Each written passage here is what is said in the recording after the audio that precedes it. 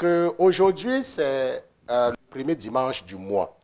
Et nous sommes dans un mois particulier. This is a special month. You know, this is a special month. Nous sommes dans un mois particulier. Et la semaine dernière, lundi passé, c'était le début de la nouvelle année juive, le Rosh Hashanah. N'est-ce pas? Pour ceux qui suivent, pour ceux qui sont des chrétiens et qui suivent l'actualité, Rosh Hashanah, c'était lundi et mardi. C'était lundi et mardi, n'est-ce pas? Lundi, n'est-ce pas? Lundi, c'était le début de la nouvelle année juive, n'est-ce pas? Le Rosh Hashanah. Et le Rosh Hashanah, c'est le premier jour d'une période de 10 jours, n'est-ce pas? Dans le premier, n'est-ce pas? Ça, c'est le 7e mois du calendrier juif, n'est-ce pas? Vous allez dire que, mais comment est-ce que c'est la nouvelle année juive et c'est le 7e mois? C'est parce que ce sont les juifs. Ne me demandez pas comment, mais c'est le 7e mois. Le 7e mois, le premier jour du 7e mois, c'est la célébration de la nouvelle année juive, mais c'est le 7e mois. OK? Nous, on célèbre donc la nouvelle année au premier mois. Mais les Juifs, leur nouvelle année, c'est le 7e mois. Pourquoi? Parce que Dieu s'est reposé, n'est-ce pas, le 7e jour. Donc il faut comprendre que les Juifs, n'est-ce pas, font les choses selon, n'est-ce pas, l'Esprit de Dieu. Et c'est sur cette lancée que nous allons voir quelque chose de très important aujourd'hui, n'est-ce pas? Et chaque année, l'année dernière, nous avons oublié cela. Et je pense que j'ai eu quelques échanges avec votre maman quand on s'est rendu compte que j'avais oublié cela. Et n'est-ce pas, je lui rappelais, n'est-ce pas, qu'il faut que dans le calendrier du ministère, que nous n'oublions plus jamais le Yom Kippour. OK, je sais qu'elle nous écoute certainement. Et nous devons nous arranger pour que le Yom Kippour soit observé chaque année. Et j'ai eu, n'est-ce pas, quelques reproches parce que j'avais oublié Yom Kippour l'année dernière. On n'a pas observé Yom Kippour l'année dernière. Et cette année, n'est-ce pas, nous allons donc revenir sur le Yom Kippour ou la manifestation de l'amour de Dieu. Amen. Yom Kippour ou la manifestation de l'amour de Dieu. Je tiens encore à rappeler que nous sommes des chrétiens. Nous ne sommes pas sous la loi mosaïque. Mais nous devons comprendre, parce que Dieu a parlé à un peuple. Et pour comprendre Dieu, il faut s'intéresser à ce peuple-là. Parce que c'est le peuple, n'est-ce pas, à qui Dieu a parlé directement. Et Dieu a donné à un peuple des lois et des ordonnances. Donc, en tant que chrétien, il est sage de comprendre ce que Dieu a dit aux enfants d'Israël. Amen. Je vais demander à la régie d'être prête avec la bande de ce matin et de s'assurer d'abord que ça passe ici sur le grand écran, n'est-ce pas? Parce que les gens qui sont ici doivent également suivre, parce qu'eux, ils pensent toujours aux gens qui sont en ligne. C'est un peu difficile, je sais, mais nous devons aussi être présents ici et présents en ligne pour qu'ils profitent. Nous allons donc écouter, n'est-ce pas, ce montage et nous allons nous retrouver après cela. L'Éternel dit donc à Moïse, parle à Aaron ton frère, afin qu'il n'entre point en tout temps dans le sanctuaire au-dedans du voile, devant le propitiatoire qui est sur l'arche, de peur qu'il ne meure. Car j'apparaîtrai dans la nuée sur le propitiatoire. Voici avec quoi Aaron entrera dans le sanctuaire. Avec un jeune taureau pour le sacrifice pour le péché, et un bélier pour l'holocauste. Il se revêtira de la tunique sacrée de lin, et portera sur sa chair des caleçons de lin. Il se ceindra d'une ceinture de lin, et il se couvrira la tête d'une tiare de lin. Ce sont des vêtements sacrés. Il lavera son corps dans l'eau et s'en revêtira. Et il prendra de l'assemblée des enfants d'Israël 2 boucs pour le sacrifice pour le péché et un bélier pour l'holocauste. Et il prendra les 2 boucs et les placera devant l'Éternel à l'entrée du tabernacle d'assignation. Puis Aaron jettera le sort sur les 2 boucs, un sort pour l'Éternel et un sort pour Azazel. Aaron offrira donc pour lui le taureau du sacrifice pour le péché, et il fera l'expiation pour lui et pour sa maison. Il égorgera son taureau, qui est le sacrifice pour le péché. Puis il prendra un encensoir plein de charbon ardent de dessus l'autel devant l'Éternel, et plein ses 2 mains de parfum d'aromate en poudre, et il portera ces choses en dedans du voile. Et il mettra le parfum sur le feu devant l'Éternel, afin que la nuée du parfum couvre le propitiatoire qui est sur le témoignage et il ne mourra point. Il prendra aussi du sang du taureau et en fera aspersion avec son doigt sur le devant du propitiatoire vers le haut. Et devant le propitiatoire, il fera aspersion du sang 7 fois avec son doigt. Puis il égorgera le bouc du sacrifice pour le péché, qui est pour le peuple, et il emportera le sang en dedans du poêle. Il fera de son sang, comme il a fait du sang du taureau, il en fera l'aspersion sur le propitiatoire et devant le propitiatoire. Il sortira vers l'autel qui est devant l'Éternel et fera l'expiation pour lui. Il prendra du sang du taureau et du sang du bouc, et il en mettra sur les cordes de l'autel tout autour. Et quand il aura achevé de faire l'expiation pour le sanctuaire, pour le tabernacle d'assignation et pour l'autel, il offrira le bouc vivant. Aaron appuyera ses 2 mains sur la tête du bouc vivant et confessera sur lui toutes les iniquités des enfants d'Israël et toutes leurs rébellions en tous leurs péchés. Il les mettra sur la tête du bouc et l'enverra au désert par un homme exprès.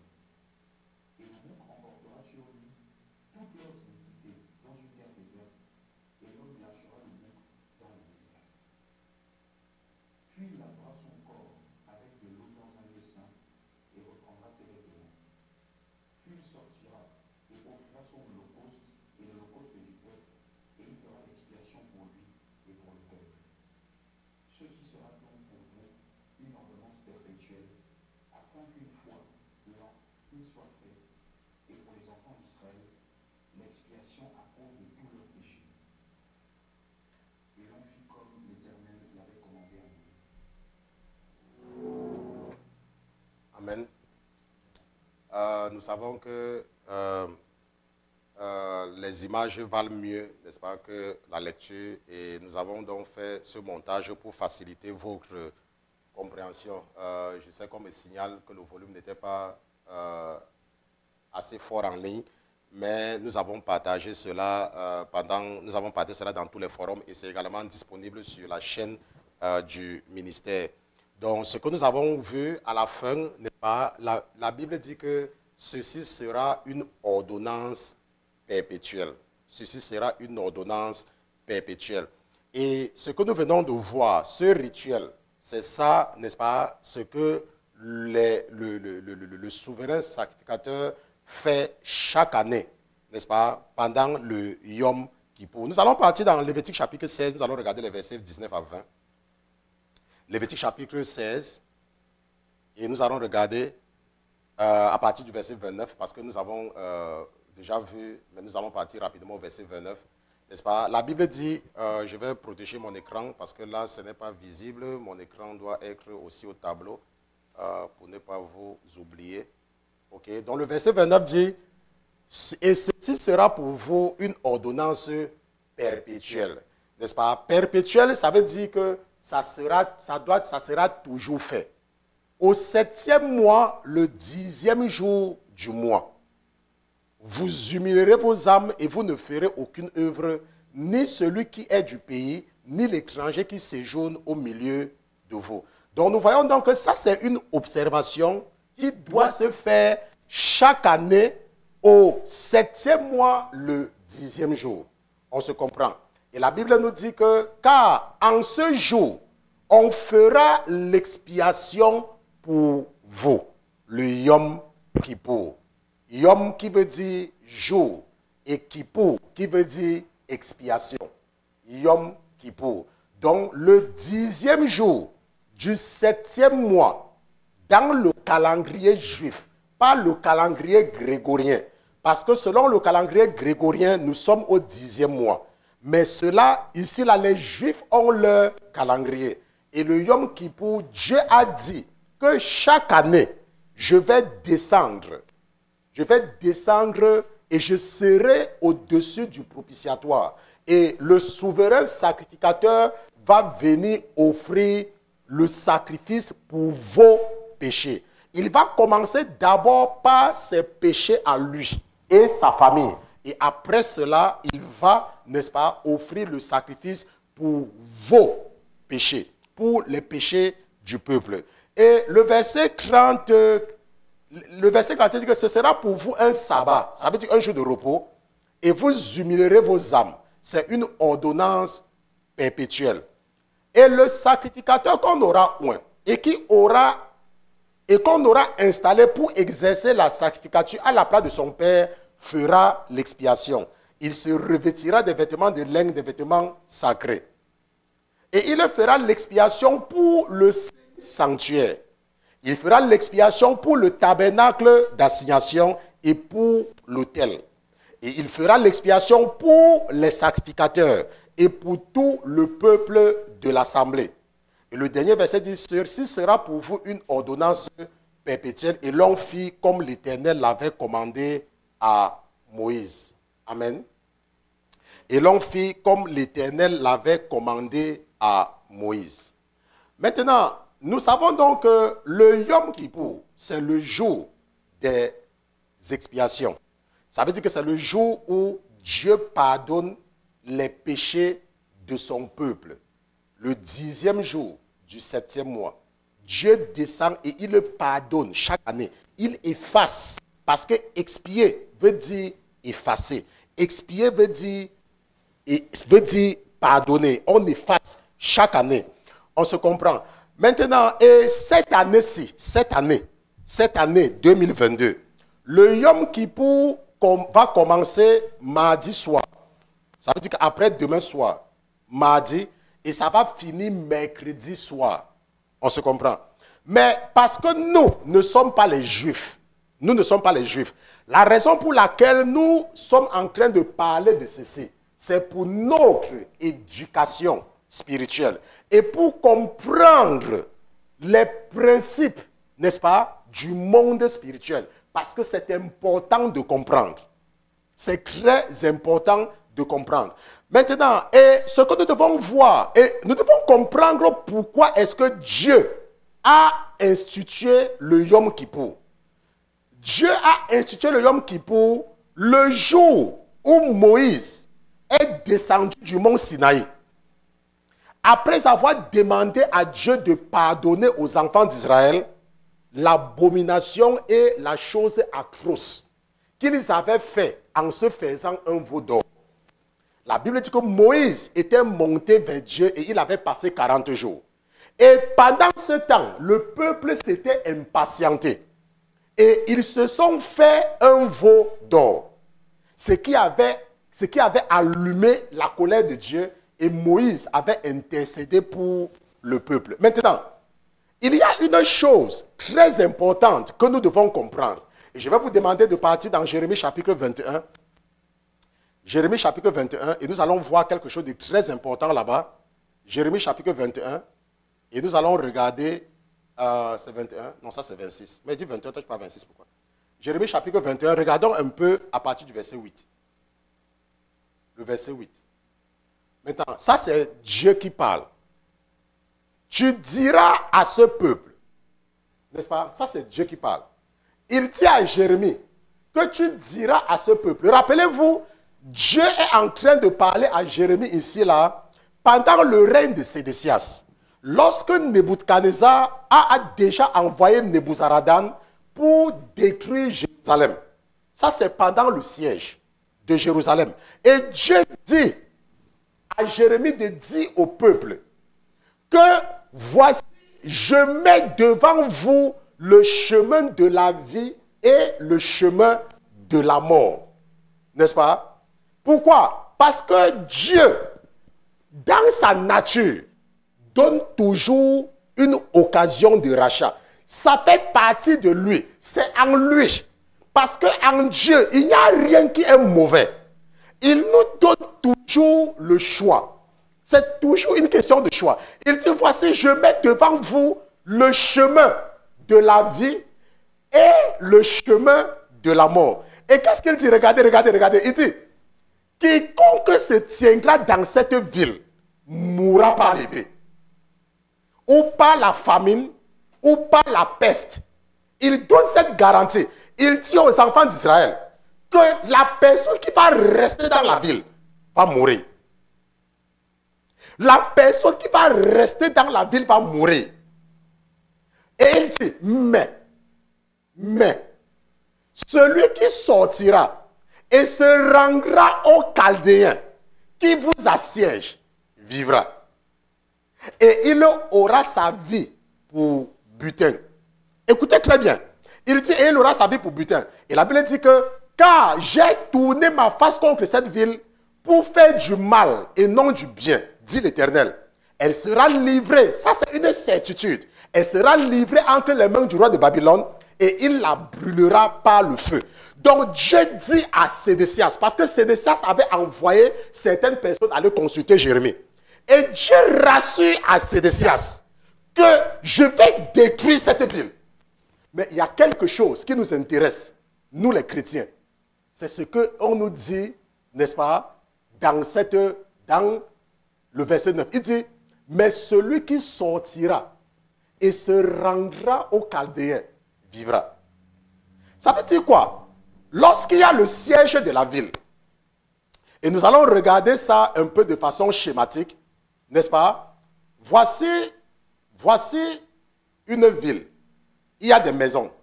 Ok, j'espère qu'on partage mon tableau. Ok, il y a des maisons. Il y a des maisons, n'est-ce pas, dans la ville. Et voici comme le portail. Ok, voici comme l'entrée de la ville. Ça, c'est l'entrée. Ok, maintenant, l'ennemi est ici. L'ennemi est ici. L'ennemi assiège la ville de toutes parts. On se comprend. Et nous savons que cette ville était des villes fermées. C'était des villes fermées. Ça veut dire quoi? Ça veut dire qu'il n'y avait pas moyen de sortir par le portail principal. Ce n'était pas possible. Parce que l'armée du roi était là.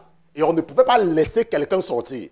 Ça veut dire quoi? Ça veut dire que quand Dieu est en train de dire cela, ça veut dire que quand on construisait une ville, il y avait toujours un trou quelque part.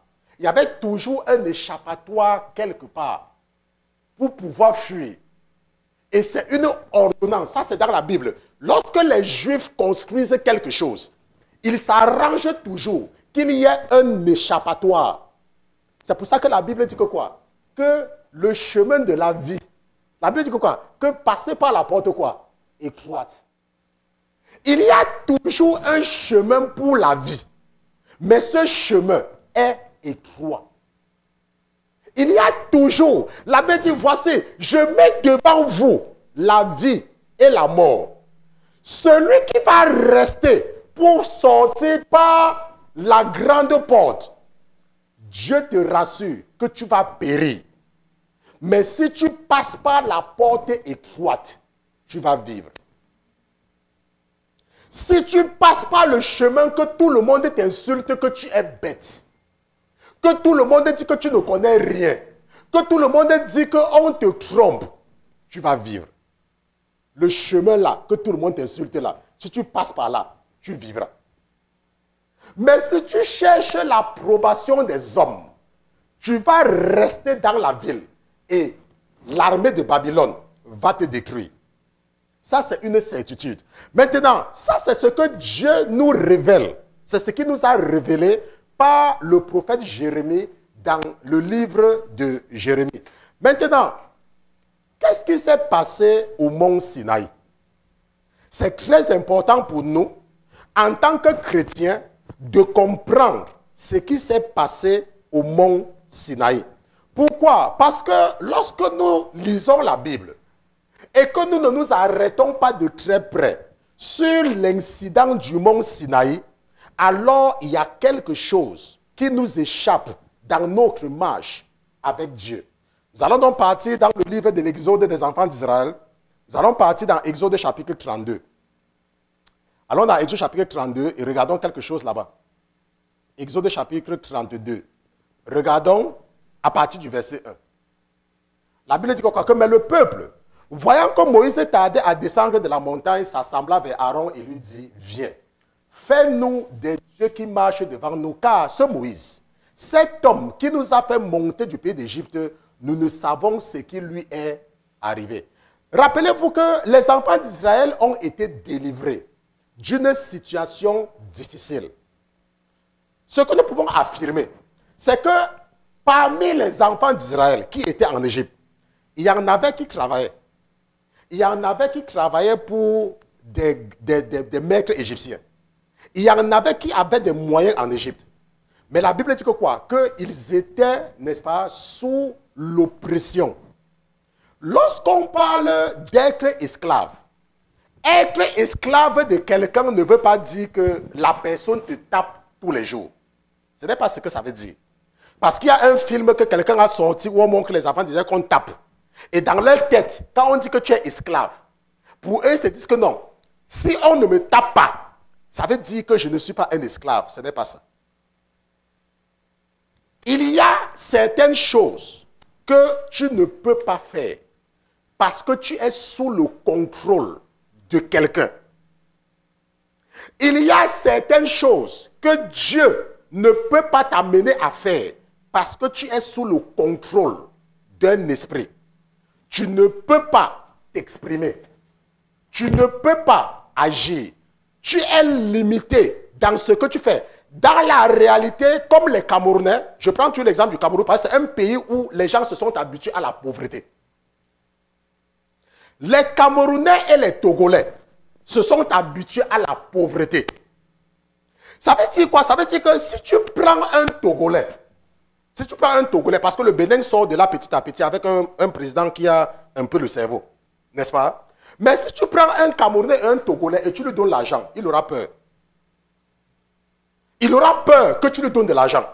Pourquoi? Parce qu'on les a habitués tellement à la pauvreté que quand on veut les aider, ça devient suspect. Mais comment quelqu'un peut nous aider? Comment quelqu'un peut dire qu'il finance les projets? Non, ça c'est la sorcellerie. Vous avez déjà vu une église qui aide les gens comme ça? Et l'église est en Amérique. Non, ça c'est... Vous voyez un peu? Pourquoi? Parce que quand tu es habitué à la pauvreté, et qu'on veut te faire sortir de là, ça devient suspect. Est-ce que vous voyez? Ça, on commence à dire que ce n'est pas simple. Parce qu'on t'a habitué à la pauvreté. C'est un peu comme un homme qui souffre dans les mains d'une femme. Tu es par exemple un homme et tu souffres dans les mains d'une femme. À un moment donné, parce que tu es dans cette relation pendant des années, tu t'habitues et tu te dis que c'est comme ça que les femmes traitent les hommes. Parce que tu adoptes cela. On se comprend. Tu adoptes. Ça veut dire que maintenant, si tu rencontres une femme qui est attentive, tu vas la suspecter. Alors qu'elle se comporte normalement. Elle se comporte comme une femme doit se comporter avec un homme. Mais parce que tu es habitué à être sous la domination d'une femme, tu vas te dire que la femme qui vient là, qui se comporte bien, a les problèmes. Est-ce que vous comprenez?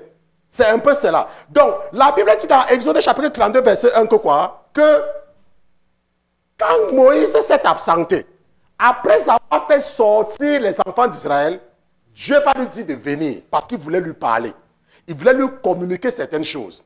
La Bible dit au verset 2 que et Aaron lui répondit à ceux qui étaient venus le voir, enlevez les anneaux d'or qui sont aux oreilles de vos femmes, de vos fils et de vos filles et apportez-les moi. Maintenant, je vais m'arrêter ici là pour expliquer quelque chose. Lorsque nous lisons la Bible, il est vrai que c'est Dieu qui avait dit aux enfants d'Israël de prendre ces choses de leur maître égyptien. Dieu avait dit, prenez tous les bijoux que vos maîtres vont vous donner. Prenez. Dépouillez-les de ces choses.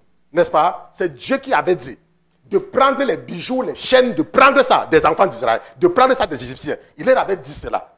Et il avait autorisé que les enfants d'Israël utilisent ça. Parce que la Bible dit quoi? Il a dit, prenez et mettez sur vos filles.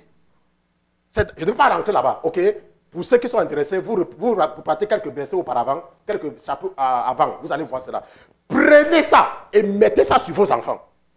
Maintenant, mais quand ceci va se passer, dans Exode chapitre 32, lorsque Aaron va leur dire, enlevez les anneaux d'or qui sont aux oreilles de vos femmes, de vos fils, de vos filles, et apportez-les-moi, la Bible dit que, et tous enlevaient les anneaux d'or qui étaient à leurs oreilles, et ils les apportaient à Aaron.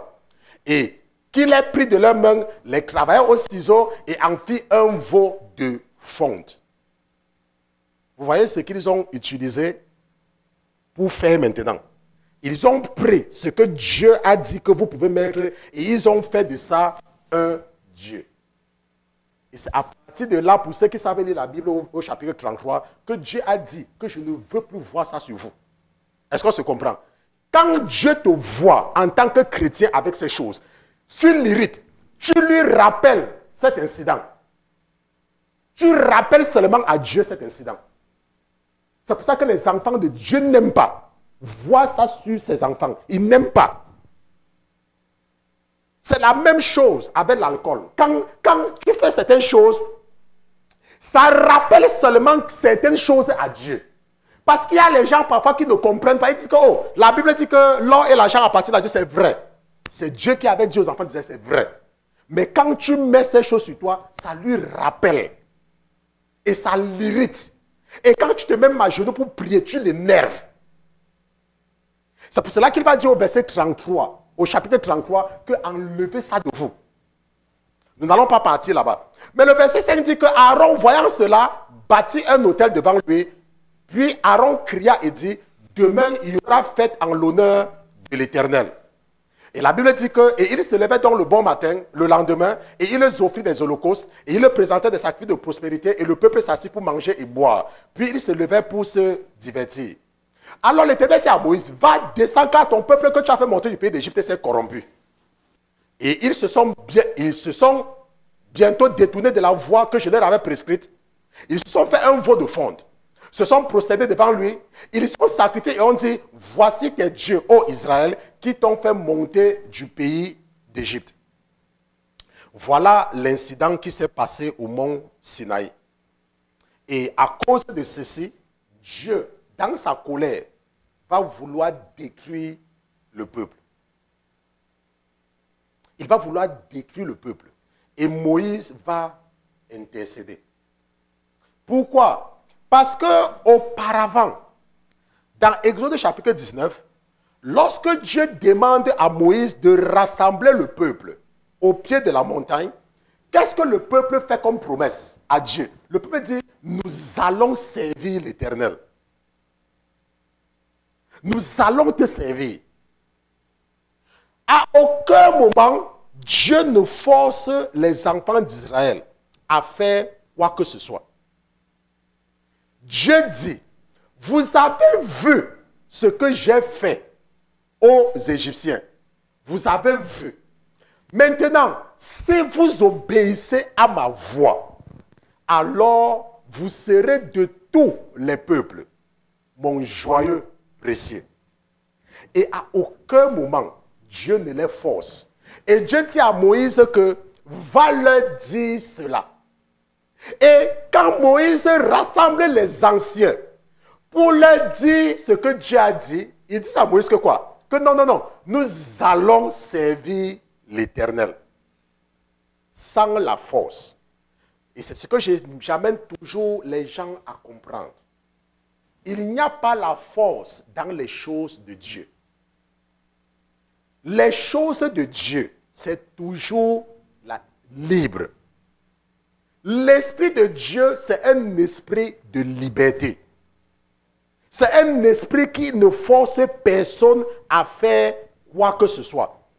Regardons un peu ce qui se passe dans le livre des Juges. La Bible dit que les enfants d'Israël avaient abandonné l'Éternel et étaient partis servir d'autres dieux. N'est-ce pas?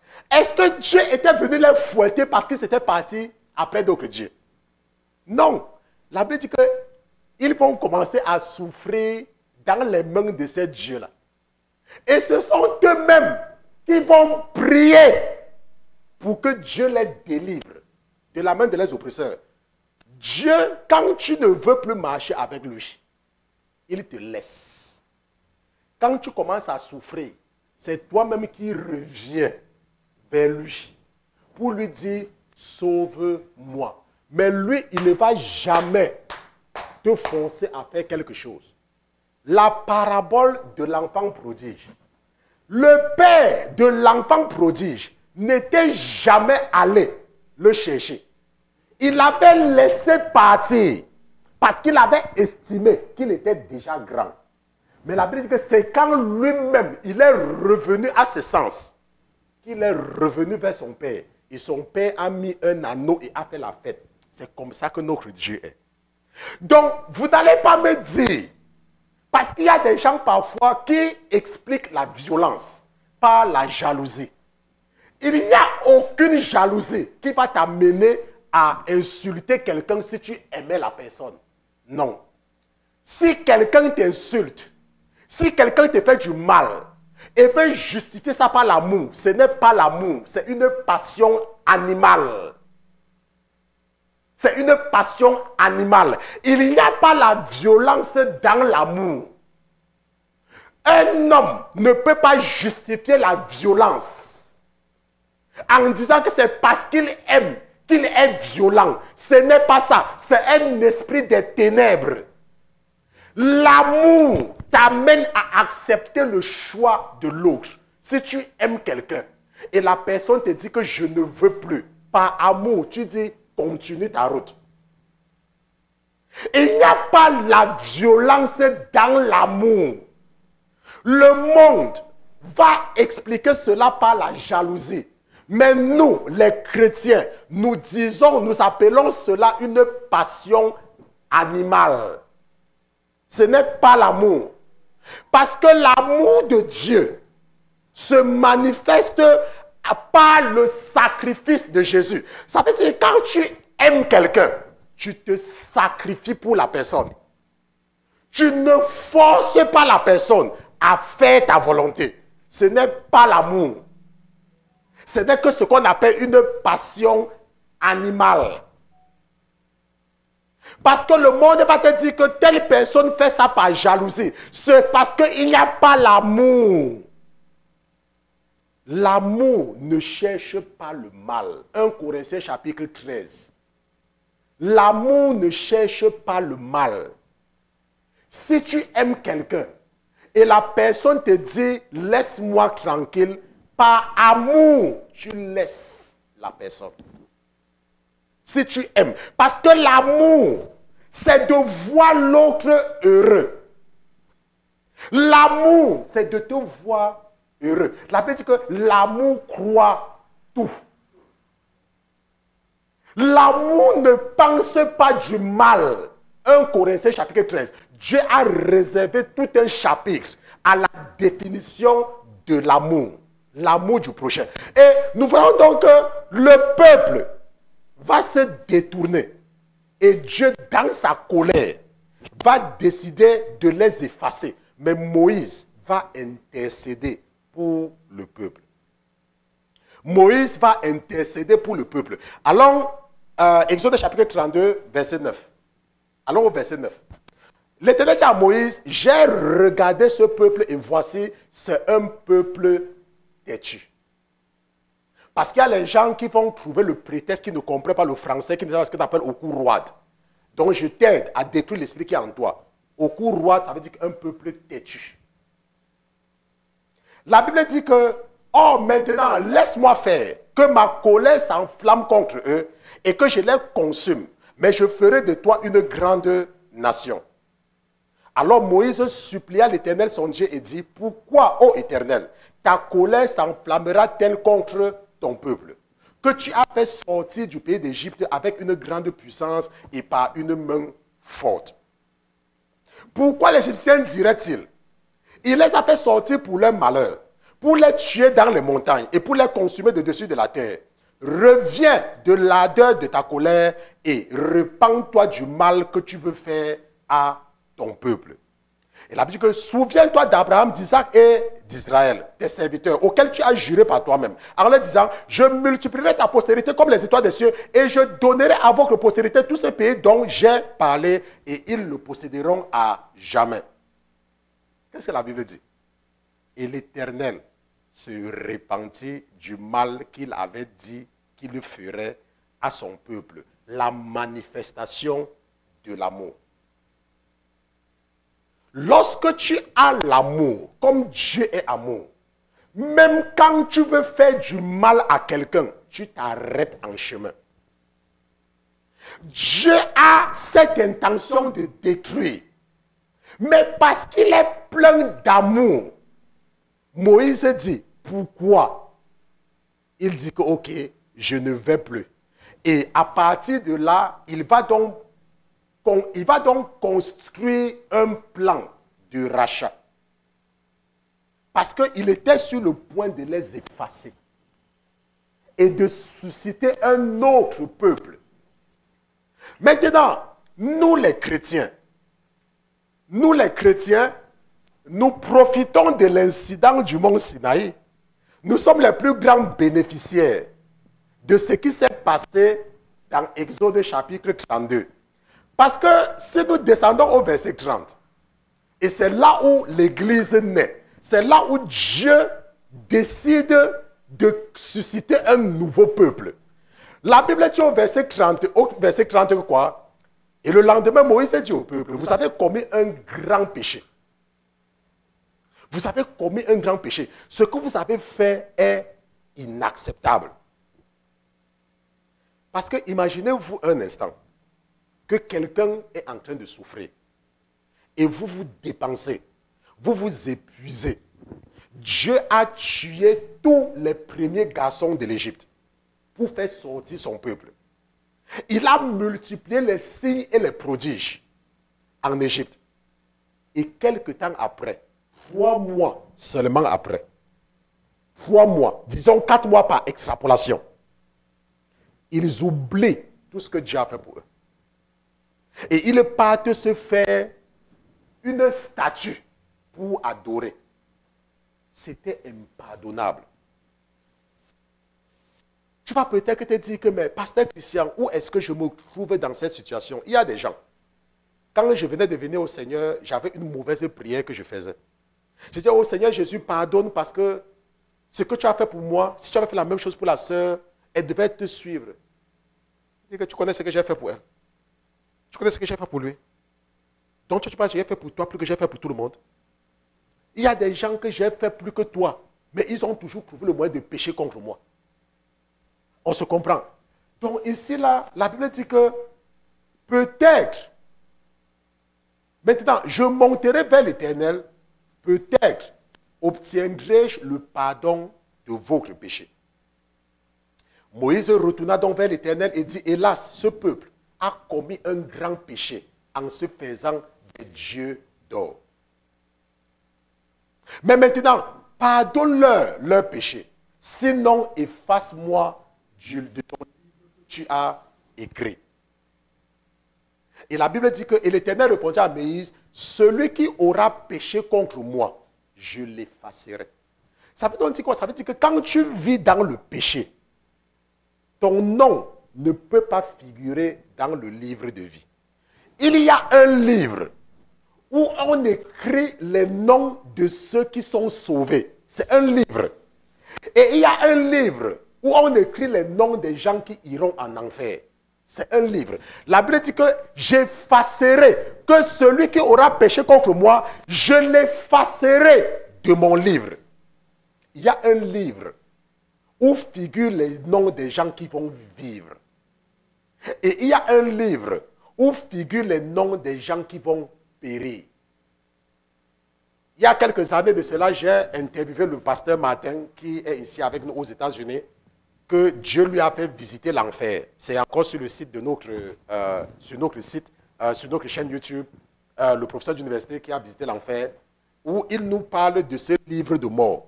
Et lui, quand il est parti en enfer, il n'y avait pas son livre. C'est pour ça qu'on ne l'avait pas autorisé à entrer en enfer. Il fallait donc une autorisation particulière spéciale pour lui permettre d'entrer en enfer. N'est-ce pas? Pour ceux qui n'ont pas vu ce témoignage de ce professeur d'université, n'est-ce pas? C'est sur la Sainteté TV, vous pouvez aller, n'est-ce pas, regarder. Maintenant, la Bible dit, et maintenant, va, conduis le peuple où je t'ai dit. Voici, mon ange ira devant toi, mais au jour où j'exercerai la punition, je punirai sur eux leur péché. Vous voyez un peu? Et la Bible dit que ainsi l'Éternel frappa le peuple parce qu'il avait été l'auteur du veau qu'avait fait Aaron. Donc nous voyons donc que par amour, Dieu va instituer un jour, chaque année, le Yom Kippour, pour effacer, pour expier les péchés du peuple. Parce que nous péchons à tout moment. La Bible dit que personne n'est juste, même pas une seule personne. La Bible dit que quoi? Que personne n'est juste, même pas une personne sur la terre. C'est ce que la Bible dit. Donc parfois tu peux te dire que, Pasteur Christian, moi je ne vole pas, hein? Moi je ne vis pas dans la fornication, je ne vis pas dans l'adultère, je ne manque pas, je pars à l'église, je fais ceci. La Bible dit que personne n'est juste. C'est ce que la Bible dit. Personne. La Bible ajoute qu'il n'y a personne qui sache faire du bien. Personne. Maintenant, nous avons vu la vidéo tout à l'heure. La Bible dit que le souverain sacrificateur doit se laver pour venir en la présence de Dieu.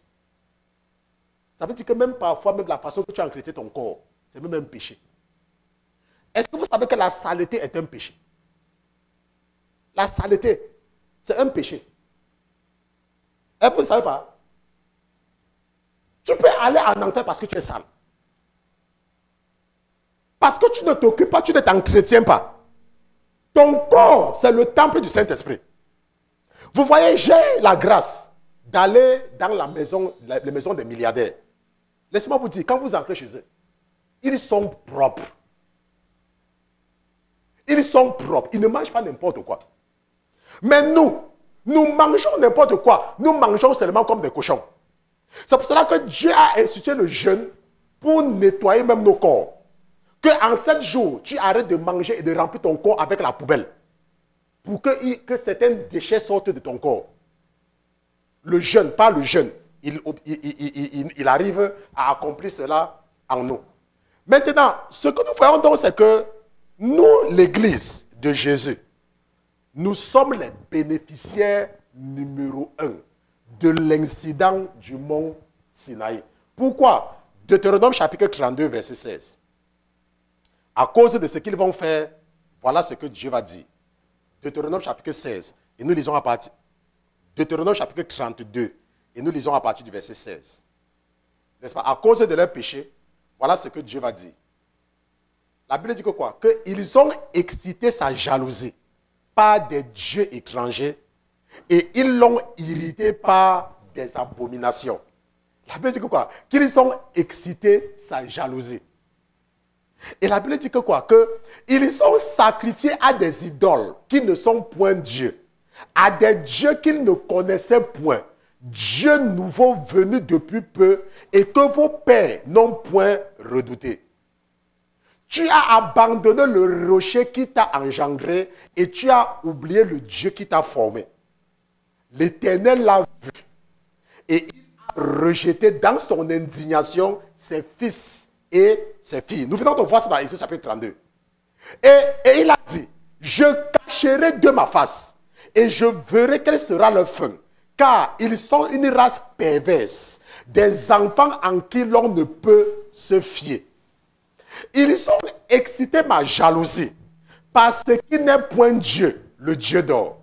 Ils m'ont irrité par leur vanité. Moi aussi, j'exciterai leur jalousie parce qu'il n'est point un peuple. Et je les irriterai par une nation insensée, l'Église de Jésus. Vous voyez, quand les Juifs regardent les chrétiens, ça les dérange jusqu'à dans leur ventre. Parce que nous, il y a beaucoup de choses que nous ne faisons pas. Nous vivons sous une grâce particulière. Nous sommes le peuple que Dieu utilise pour rendre les enfants d'Israël jaloux à cause de ce qu'il lui avait aussi fait au désert. Quand tu es un chrétien, tu dois avoir cette assurance. Tu dois comprendre ce que Dieu est en train de faire avec toi. Tu dois comprendre. C'est pour cela que lorsque Dieu décide ceci, qu'il va irriter les enfants d'Israël par une nation insensée, le plan de Jésus, le plan de l'Église. Maintenant, si vous avez bien lu, lorsque Jésus meurt, On a vu la vidéo tout à l'heure. Que le souverain sacrificateur entre dans le voile, n'est-ce pas? Il entrait dans le voile pour là où se trouvait l'arche de l'alliance, au-dessus duquel se trouvaient les deux chérubins. Et c'est au-dessus du propitiatoire qu'il aspergeait le sang, n'est-ce pas? C'était à l'intérieur du voile. Matthieu chapitre 27. Allons dans Matthieu chapitre 27 et voyons ce que Jésus a fait. Matthieu chapitre 27, verset 50. La Bible dit que quand Jésus, ayant de nouveau crié d'une voix forte, rendit l'esprit. Et qu'est-ce qui va se passer? En même temps, le voile du temple se déchira en deux. Depuis le haut jusqu'en bas, la terre trembla, les rochers se fendirent. Ça veut dire que quand Jésus meurt, ce voile qui séparait Dieu des enfants, ce voile-là a été brisé. Jésus est celui qui brise. Jésus est celui qui nous donne l'accès direct. Jésus nous donne l'accès direct. Maintenant, mais rappelez-vous qu'il y a le souverain sacrificateur et les sacrificateurs.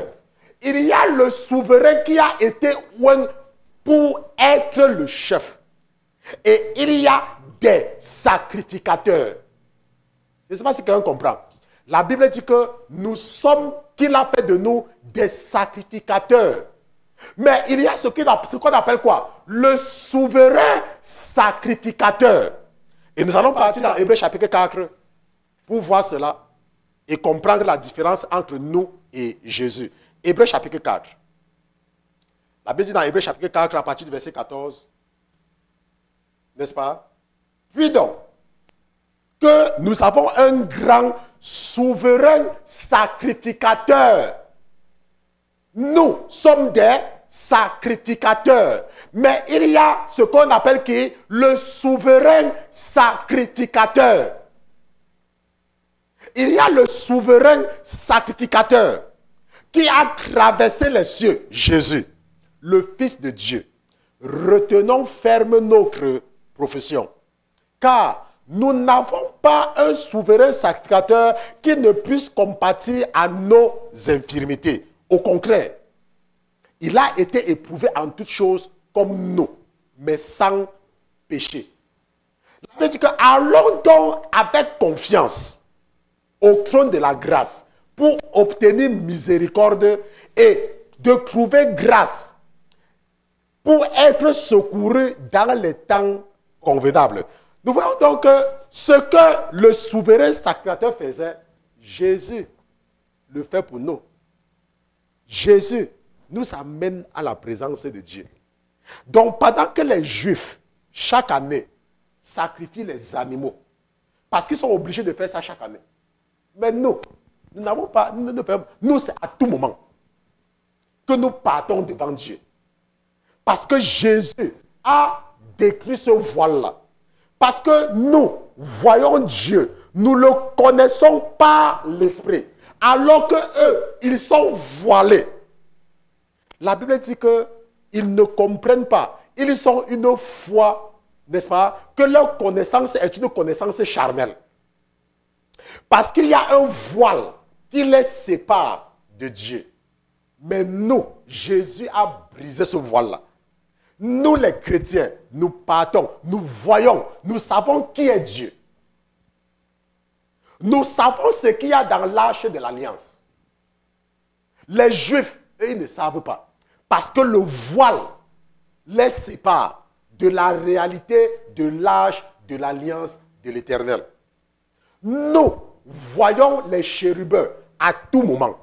Nous voyons que dans l'arche, il y a la parole de Dieu, il y a le bâton de Aaron et il y a les tables des 10 commandements. Dieu a écrit sa loi dans nos cœurs. C'est pour cela que le chrétien n'est pas sous la loi. Pourquoi? Parce que la loi fait partie intégrante du chrétien. Et le chrétien a une relation personnelle avec Jésus-Christ. C'est ça la différence entre nous et les Juifs. Les Juifs, eux, ils ont peur. Dieu, pour eux, ils n'arrivent même pas à prononcer le nom de Dieu. Les Juifs, quand ils lisent, là où il faut prononcer le nom de Dieu, ils sautent. Ils écrivent le nom de Dieu Y-H-W parce qu'ils ne peuvent même pas prononcer cela. Mais nous, les chrétiens, nous connaissons le nom de Dieu. Et nous savons que son nom, c'est l'Éternel. Et nous partons devant Dieu en toute confiance à cause de Jésus. Donc, quand tu es un chrétien, tu dois avoir cette assurance que en Jésus, tu peux te faire entendre directement par le Créateur. Parce que c'est Jésus. Rappelez-vous, ce ne sont pas tous les sacrificateurs qui entraient. C'est le souverain sacrificateur. C'est pour cela que Jésus dit quoi? Je suis le chemin, la vérité et la vie. Nul ne peut partir au Père que par moi. Parce que ce n'est qu'à travers Jésus. Parce que ce n'est pas tout le monde qui partait dans le voile pendant le Yom Kippour. Même maintenant que les Juifs observent ça de partout, ce n'est pas tout le monde qui va dans le voile, dans le Saint des Saints. Ce n'est que le souverain sacrificateur. Maintenant, les sacrificateurs juifs suivent ce qu'on appelle le sacerdoce de Aaron. Mais notre souverain sacrificateur suit un autre ordre, l'ordre de Melchizedek. Jésus est suivant l'ordre de Melchizedek. Et nous savons que ce Melchizedek, c'est le même à qui Abraham avait offert la dîme. Parce que c'était le grand prêtre de Jérusalem, de Salem, pour ceux qui veulent être trop techniques. Donc, notre sacrificature, c'est selon un ordre qui est supérieur à l'ordre des enfants d'Israël qui ont reçu le sacerdoce dans le désert à travers les enfants, les fils de Aaron. Mais Jésus, la Bible dit qu'il est le souverain sacrificateur selon l'ordre de Melchizedek. Chaque année, le Yom Kippour est là pour nous rappeler l'amour de Dieu. Les enfants d'Israël l'ont irrité dans le désert et il était sur le point de les détruire. Mais par amour, l'amour de Dieu.